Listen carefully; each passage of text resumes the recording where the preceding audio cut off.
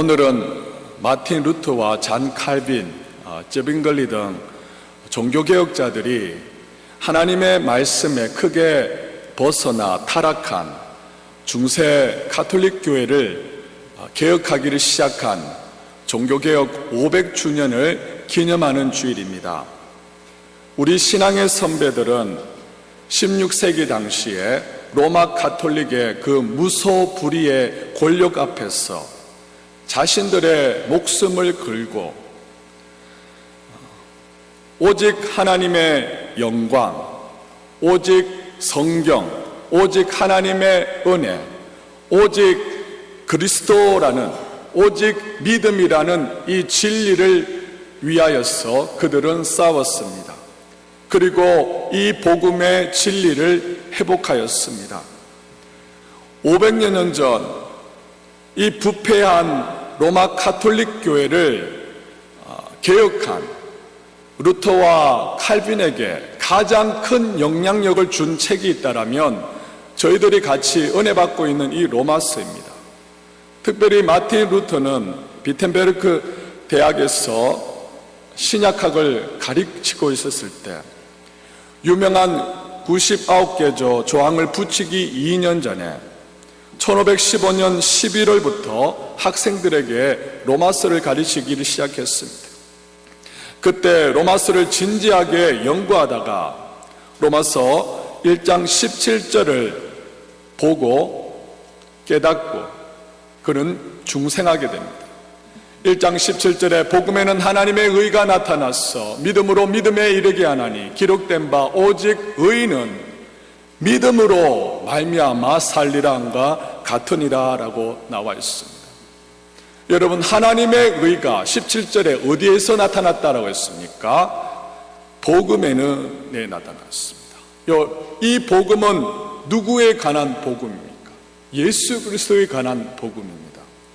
예수 그리스도 안에서 하나님의 의가 나타났다라고 말씀하고 있습니다.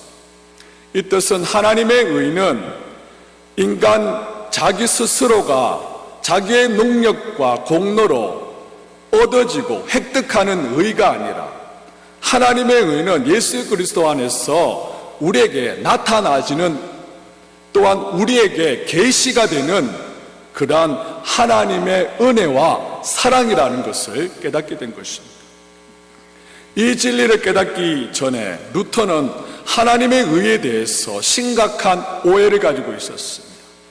이전에는 하나님의 의는 내가 내 힘으로 내 스스로의 능력으로 어떠한 그 하나님의 의에 도달하는 그러한 하나님의 의로 생각했다는 겁니다. 또한 하나님의 의는 인간의 죄를 심판하고 지옥에 잡아넣는 하나님의 진노로서의 하나님의 의로 오해하였습니다. 그래서 하나님은 그에게 자비로운 구원자이기보다는 항상 자기를 두렵게 하는 재판관처럼 보였습니다. 하지만 로마서 1장 17절을 깊이 연구하면서 하나님의 의의 의미를 바르게 깨닫고 또한 복음의 진정한 의미를 깨닫게 됩니다. 또한 그가 깨달은 이 진리가 지난 1000여 년 동안 로마 가톨릭 교회가 가르쳐왔던 가르침, 인간의 행함과 실력으로 하나님의 의에 도달하고 획득해서 구원을 이룰 수 있다라고 하는 그 가르침과 완전히 다르다는 것을 성경을 통하여서 깨달았게 된 것입니다. 하나님의 의는 인간의 노력과 실력이 아니라 복음의 내용 대신 예수 그리스도 안에서 전적으로 나타난 계시된 하나님의 은혜임을 깨닫는 것입니다. 그리고 그가 깨달은 하나님의 진리를 사람들에게 전하기 시작했습니다. 그 결과 독일과 전 유럽을 통하여서 이 복음이 선포되었고 그 결과 종교개혁이 일어나게 된 것입니다. 그러므로 여러분, 500여 년 전 종교개혁에 가장 큰 영향력을 준 책이 있다면 그것은 저희들이 지금 매주 은혜 받고 있는 로마서입니다. 물론 신구약 성경 66권 모두가 하나님의 감동으로 기록된 하나님의 동일한 말씀입니다. 하지만 마틴 루터가 말한 것처럼 로마서는 진정 신약의 중요한 부분이며 참으로 가장 순수한 복음이다라고 했습니다. 그렇습니다. 여러분, 로마서는 성경 중에서 복음이란 무엇인가를 가장 잘 설명한 요약한 책입니다. 그래서 이 로마서는 복음의 정수이며 복음의 진수이고 복음의 엑기스가 있다라고 말할 수 있습니다. 저는 복음의 진수가 있고 복음의 정수가 있는 이 로마서를 통하여서 500여 년 전 교회의 순전한 복음을 회복하였던 이러한 역사들이 우리 교회와 이민교회와 우리 조국교회와 세계교회에 동일하게 일어날 수 있기를 기도합니다. 오늘 본문인 로마서 8장, 이제 8장을 마무리하게 되는데 8장 31절에서 39절 말씀을 통하여서 칭의받은 성도가 용화될 수밖에 없는 이유라는 제목을 가지고 함께 은혜 받겠습니다. 먼저 31절을 함께 읽겠습니다. 시작. 이 일에 대하여 우리가 무슨 말 하리요? 만일 하나님이 우리를 위하시면 누가 우리를 대적하리요? 아멘. 31절은 원인과 결과를 나타내는 인과접속사, 그런적이라고 시작하고 있습니다. 이것은 본문 앞에 절, 지난주 우리가 살펴보았던 29절과 30절에 말씀한 구원의 9가지의 연쇄고리를 말하고 있습니다. 전능하신 하나님이 우리를 미리 아셨습니다. 전능하신 하나님이 우리를 미리 정하셨습니다. 하나님이 우리를 부르셨습니다. 하나님이 우리를 어렵다 하시고요. 하나님이 우리를 영화롭게 하셨습니다. 그러므로 참된 예수 그리스도를 믿는 믿음으로 한번 칭의된 구원은 완전한 거란 거예요.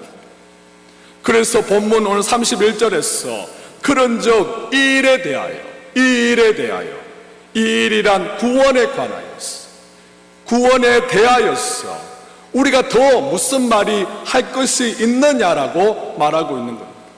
이 말의 의미는 하나님께서 완전하게 이루신 구원에 대해서 자기가 할 말이 더 이상 남아있지 않다는 겁니다.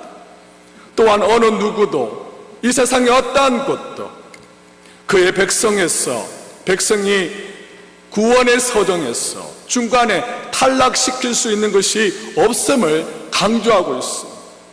그리고 이어서 마지막으로 5가지의 질문을 던지면서 8장을 마무리하게 됩니다. 이것은 모든 사람에게 이 5가지의 질문에 담고 있는 진리를 부인해 보라고 담대하게 도전하는 겁니다. 하지만 이 질문에 대해서 아무런 대답이 없습니다. 이 말은 의미는 전능하신 하나님이 미리 아셨고 미리 정하셨고 우리를 부르셨고 어렵게 하셨고 영화롭게 하셨기 때문에 이 세상에 어떠한 것도 어떠한 누구도 해를 끼칠 수 없으며 중간에 구원에서 탈락시킬 수 없음을 분명하게 말씀하고 있습니다. 첫 번째 질문이 31절 하반절에 나옵니다. 우리 한번 다 같이 한번 읽어볼까요? 다 같이 읽겠습니다. 시작. 그런즉 이 일에 대하여 무슨 말 하리요? 우리가 하나님의 누가 우리를 대적하리요? 만일 하나님이 우리를 위하시면, 전능하신 하나님의 그 목적이 칭의받은 우리를 영화롭게 하는 것이라면 어느 누가 우리를 대적할 수 있는가라고 말하는 겁니다. 아무도 없다는 뜻입니다. 35절에 누가 우리를 그리스도의 사랑에서 끊으리요? 환난이나 공고나 박해나 기근이나 적신이나 위험이냐 칼이랴 라고 되어 있습니다. 여기에 그리스도의 사랑에서 끊으려고 하는 7가지의 예가 나옵니다. 누가 우리를 그리스도의 사랑에서 끊으려? 환난이나 공고나 박해나 기근이나 적신이냐 위험이나 칼이랴. 여러분, 이 세상에 어떠한 강력한 세력도 사랑의 끈으로 묶여있는 그리스도와 우리를 끊을 수 없습니다. 환난은 우리를 그리스도의 사랑에서 끊을 수 없습니다. 도리어 환난은 우리 그리스도인에게 인내와 연단을 낳기 때문입니다. 공고도 아닙니다. 도리어 공고는 우리의 성품을 더 온유하게 만듭니다. 핍박도 아닙니다. 도리어 핍박은 우리를 더 의롭게 만들 것입니다. 기근도 아닙니다. 도리어 기근은 우리로 하여금 주의 신령한 젖을 더 사모하게 만들 것입니다. 적신, 이것은 나체인데 나체도 아닙니다. 여러분, 적신 나체도 우리로 하여금 주님의 의의 옷을 더 입기를 사모하게 만들 것입니다. 위험도 아닙니다. 도리어 위험은 우리의 안전한 피난처이신 주님께로 피하게 만듭니다. 칼도 아닙니다. 도리어 칼은 우리를 순교자로 만들 것입니다. 여러분, 이 세상의 어떠한 세력도 힘도 우리를 그리스도의 사랑으로부터 끊을 수 없는 것임을 여러분 꼭 기억할 수 있기를 원합니다. 이 세상의 강력한 세력도 사랑의 끈으로 묶여있는 그리스도와 우리를 영화되지 못하게 하고 성화가정에서 탈락되게 하는 것이 없음을 여러분 꼭 기억하며 신앙생활 할 수 있기를 원합니다. 참된 믿음으로 칭의된 성도는 성화가정에서 어떠한 고난과 역경이 있더라도, 때로는 영적 침체기를 만나더라도 반드시 삼일체 하나님께서는 우리를 용화시키십니다. 그러므로 예수 안에 있는 그리스도인은 이러한 구원의 확신을 가지고 신앙생활을 할 수 있다는 겁니다. 이러한 은혜가 우리 성도님들 가운데 있기를 원합니다. 두 번째 질문은 32절에 나옵니다. 32절 다 같이 한번 읽겠습니다. 시작. 자기 아니하시고 어찌 그 아들과 함께 모든 것을 우리에게 주시지 않겠느냐. 아멘. 32절에 칭의받은 우리를 영화롭게 하시기로 계획하신 하나님께서 가장 소중한 아들까지 아낌없이 주셨고, 또한 그 아들과 함께 모든 것을 우리에게 주셨기 때문에 그 어떠한 것도 우리를 구원의 도중에서 탈락시킬 수 없다라고 말씀하고 있습니다. 여기서 그 아들과 함께 모든 것이라고 했는데, 이 말씀 그대로 하나님은 우리에게 모든 것을 주셨습니다. 먼저 하나님은 자기 자신을 우리에게 주셨습니다. 우리의 아버지가 되어주셨습니다. 우리가 하나님을 아빠 아버지라고 부를 수 있게 당신의 자녀로, 아들과 딸로 삼아주셨습니다. 둘째로 본문에서 말씀하신 것 같이 하나님께서는 그의 아들 독생자 예수 그리스도를 아낌없이 우리에게 주셨습니다. 하나님께서는 당신의 가장 소중한 아들, 어찌 보면 당신의 전 존재보다도 귀중한 아들을 죄인인 저와 여러분에게 주셨다는 겁니다. 세 번째, 만물을 주셨습니다. 창조 직후에 하나님께서 아담과 하하에게 그의 모든 만물을 주셨습니다. 그러나 아담과 하하가 범죄함으로 만물의 그 통치권이 사단에게 넘어갔으나, 둘째 아담이신 예수 그리스도를 통하여서 사단의 머리를 격파하심으로써 만물의 통치권이 회복되었습니다. 그 결과 예수 그리스도 안에 있는 저와 여러분들이 만물을 다스릴 왕권을 가지게 된 것입니다. 그리고 예수께서 재림하실 때 새하늘과 새 땅을 예수 그리스도와 함께 우리가 다스릴 것입니다. 이렇게 그의 아들과 함께 그 모든 것을 우리에게 주셨다라고 말씀합니다. 그러므로 참된 믿음으로 한번 칭의된 구원은 완전하다는 겁니다. 중도에 탈락이 될 수 없다는 뜻입니다. 예수 그리스도를 믿음으로 칭의된 그리스도인은 필연적으로 영화될 수밖에 없다라고 말씀한다는 겁니다. 여러분, 이러한 진리가 진실로 믿어지시는 은혜가 여러분 가운데 있기를 원합니다. 그리고 세 번째 질문과 네 번째 질문이 각각 33절과 34절에 나옵니다. 다 같이 한번 읽어보겠습니다. 시작. 누가 능히 하나님께서 택하신 자들 고발하리요 어렵다 하신 이는 하나님이시. 누가 정죄하리요 죽으실 뿐 아니라 다시 살아나신 이는 그리스도 예수시니. 그는 하나님의 우편에 앉아 계신 자요 우리를 위하여 강구한. 아멘. 본문 33절과 34절에 우리를 상상 속의 법정으로 데려가고 있습니다. 먼저 33절의 말씀에 우리의 재판관이신 하나님이 이미 우리를 어렵다 하고 선포하셨기 때문에 어떠한 고발과 기소도 성공할 수 없다라고 말합니다. 그리고 34절에 우리의 변호자이신 예수님께서 우리 죄를 위하여서 죽으시고 죽은 자 가운데서 다시 살아나셨으며 또한 하나님의 우편에 앉아 계셔서 우리를 위하여서 지금 또 강구하시기 때문에 우리는 결코 정죄를 받을 수 없다라고 말씀합니다. 여러분, 이 우주에서 가장 큰 법정이 어디 있으며 이 우주의 가장 큰 최고의 법관은 누구이십니까? 이 우주의 가장 큰 법정은 하나님의 법정이고 최고의 법관은 하나님이십니다. 최고의 법관이신 하나님께서 유죄라고 말하면 유죄가 되는 것이고 최고의 법관이신 하나님이 무죄라고 선언하면 무죄가 된다는 겁니다. 그런데 최고의 법관이신 하나님께서 법정에서 우리를 이미 어렵다라고 선언하셨습니다. 믿으십니까? 그러므로 여러분, 비방자인 중상자인 마귀가 최고 법관이신 하나님 앞에서 지금 또 아무리 밤낮 참소하더라도 또한 율법이 우리를 정죄하더라도 하나님께서 이미 어렵다 하신 그의 백성을 고소하거나 기소하는 것이 절대로 성공할 수 없다는 뜻이 여기에 담겨 있다는 뜻입니다.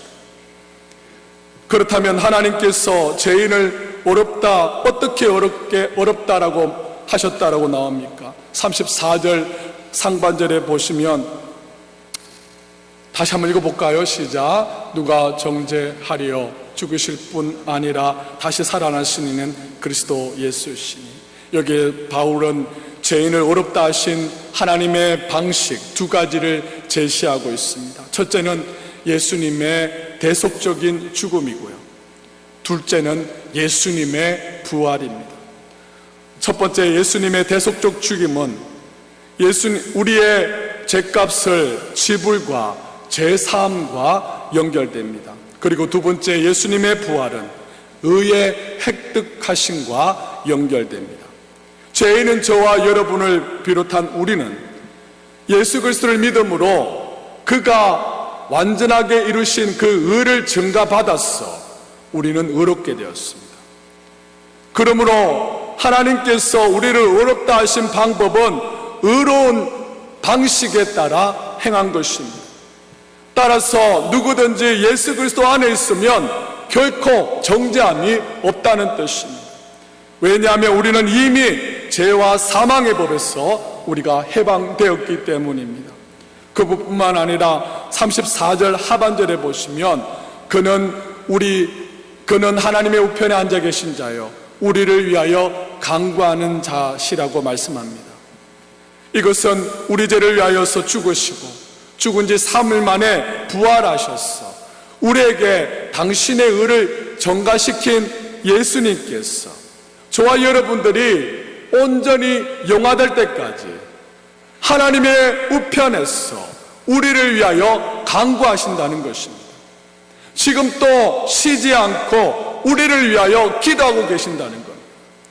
그러므로 저와 여러분들이 우리를 구원을 이루신 주님께 신뢰하고 주님만을 의뢰하고 주님만을 의탁할 수 있기를 원합니다. 여러분, 우리 모두는 오직 주님만을 믿으면 되는 것입니다. 오직 주님만을 의지하면 되는 것입니다. 그러므로 사랑하는 여러분, 이 세상에 어떤 누구도 우리를 정죄할 수가 없습니다. 어떠한 누구도 우리가 구원의 서정에서 우리를 구원에 탈락시킬 수 있는 것이 없다는 뜻입니다. 왜냐하면 우주의 최고의 법관 되신 하나님께서 죄인인 우리를 대신하여 예수님의 죽으심과 부활로 우리를 의롭게 하셨기 때문에, 또한 예수님께서 우리가 영화될 때까지 우리를 위하여서 하나님의 우편에서 중보하고 계시기 때문입니다. 그러므로 우리 안에 있는 여전히 남아있는 이 죄성이 때로는 강력하게 역사하여서 우리가 죄를 범하고 넘어지고 쓰러질지라도 한 번 받은 구원은 우리가 잃어버릴까 염려하지 않아도 된다는 겁니다. 우리가 구원의 확신을 가지고 살아갈 수 있기 때문입니다. 아멘. 이 구원은 내가 이룬 것이 아니라 삼위일체 하나님께서 이루어 주신 것이기 때문입니다. 여러분, 이러한 구원의 확신을 가지고 살아갈 수 있는 은혜가 있기를 원합니다. 그리고 마지막으로 5번째 질문이 35절 상반절에 다 같이 한번 읽어보겠습니다. 시작. 누가 우리를 그리스도의 사랑에서 끊으리요? 환난이나 공고나 박해나 기근이나 칼이랴. 누가 우리를 그리스도의 사랑에서 끊으리요? 라고 이제 마지막 질문하고 있습니다. 이 마지막 질문은 앞에 4가지의 질문을 이제 아우르는 최종의 질문입니다. 바울은 이 질문에 대해서 이렇게 대답하고 있습니다. 환난이나 공고나 박해나 기근이나 적신이나 위험이냐 칼이랴. 그리고 36절에 기록된 바 우리가 종일 주를 위하여 죽임을 당하게 되며 도살당한 양같이 여김을 받았나이다 한가 같으니라. 37절에 그러나 이 모든 일에 우리를 사랑하시는 이로 말미암아 우리가 넉넉하게 이기느니라 라고 말씀합니다. 여러분, 이 모든 것이 무엇을 말씀하고 있습니까? 이 세상의 어떠한 것도, 이 세상의 어떠한 강력한 파워도 하나님께서 주도하시고 이끌어 가신 이 구원의 연쇄고리를 끊지 못하고 칭의된 그리스도인은 최악의 상황조차 37절에 우리가 넉넉히 이기느니라 라고 말씀하고 있는 겁니다. 넉넉히 이긴다는 이 뜻은 얼마든지 이긴다, 이기고 남는다, 승리는 따놓은 당상이라는 뜻입니다. 여러분, 이것은 여러분이 잘났어가 아닙니다. 여러분이 어떠한 능력이 있었어가 아니라는 겁니다. 여러분이 무엇을 했어가 아니라는 겁니다. 도리어 여러분들은 허물이 많고 어리석고 무능하더라도 오직 하나님의 사랑으로 우리가 이긴다라고 말씀하고 있습니다. 삼위일체 하나님께서 우리를 사랑하시기 때문에 때로는 우리가 죄 가운데 넘어지고 자빠지고 고난에 때로는 우리가 굴복할지라도 최종적으로 우리를 죄로 이기게 하시고 더 이기게 하셔서 또한 고난을 반드시 이기게 하신다는 것이 오늘 본문의 말씀인 것입니다. 그러므로 여러분, 우리에게 이김과 승리를 주신 하나님을 찬양할 수 있기를 원합니다. 주님만을 높이시기를 원합니다. 구원을 완전하게 이루신 주님만을 영광 돌릴 수 있는 삶 될 수 있기를 원합니다. 마지막으로 오늘 본문 8장을 마무리하면서 우리 38절과 39절 두 절을 한번 읽어보도록 하겠습니다. 38절 39절입니다. 시작. 사망이나 생명이나 천사들이나 권세, 현재일이나 장래일이나 능력이나 기쁨이나 다른 어떤 피조물이라 우리를 우리 주 예수 그리스도 예수 안에 있는 하나님의 사랑에서 끊을 수 없습니다. 아멘. 다시 한번 마지막으로 사도 바울이 강조하고 있습니다. 우리를 향한 하나님의 사랑은 어떠한 누구도 어떠한 세력도 끊을 수 없는 사랑이라고 다시 한번 결론을 냈고 8장을 마무리해버리는 거예요. 천사나 권세자들도 사망도 생명도 어떠한 피조물도 흔들 수 없는 절대적인 사랑이라고 말씀하고 있습니다. 우리가 아직 죄인 되었을 때 그리스도께서 우리를 위하여 죽으심으로 하나님께서 우리를 자기의 사랑을 확증한 사랑이라고 말씀하고 있습니다. 성부 하나님께서 예정하셨고요, 성자 하나님께서 우리를 위하여 죽으셨고, 성령 하나님께서 인치시고 보정하셨으니까, 또한 성령 하나님께서 우리를 위하여 중보하시고요, 또한 성자 하나님께서 또한 중보하시기 때문에 한 번 받은 구원은 완전하기 때문에 이 구원은 절대로 파기가 될 수 없는 구원이라고 말씀하고 있는 것입니다. 삼일체 하나님께서 이루신 구원은 완전한 구원입니다. 어떠한 경우에도 탈락될 수가 없는 완전한 구원입니다. 우주 온 만물을 창조하시고 대복관 되신 하나님께서 우리를 위하여서 의롭다고 하신 구원입니다. 예수님께서 우리를 죄를 위하여 죽으시고 부활하셨고, 지금 또 우리의 구원을 위하여서, 여러분 영화를 위하여서 중보 기도하고 계십니다. 우리 안에 계신 성령님께서 우리의 구원의 보증이 되십니다. 그러므로 우리의 구원은 완전한 것입니다. 어느 누구도 예수 안에 있는 우리를 하나님의 사랑으로부터 끊을 수 있는 것이 없다는 뜻입니다. 그러므로 여러분, 우리의 구원을 완전하게 이루신 하나님께 감사하고 찬양할 수 있는 여러분 될 수 있기를 원합니다. 그리고 우리가 죄로 인하여서 때로는 넘어지고 자빠지더라도 여러분, 우리의 구원을 이끌어 가시고 주도하시는 그 하나님을 바라보면서 다시 일어나서 하나님께 나아갈 수 있기를 원합니다. 그리고 성령의 능력을 의지하여서 하나님의 말씀에 순종하여 여러분의 남은 믿음의 여정을 끝까지 잘 걸어갈 수 있기를 원합니다. 이러한 은혜가 저와 여러분 가운데 있기를 원합니다.